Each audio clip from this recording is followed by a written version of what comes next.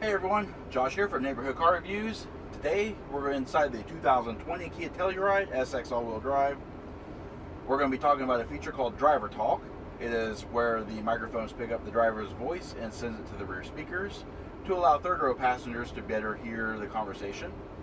To activate, we're going to go to our main screen menu.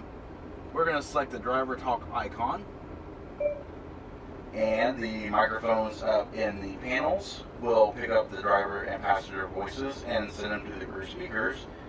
As you can hear, you can probably hear my voice normally, and you can also hear the audio pickup version of it, but it does allow enhanced clarity for conversation and such.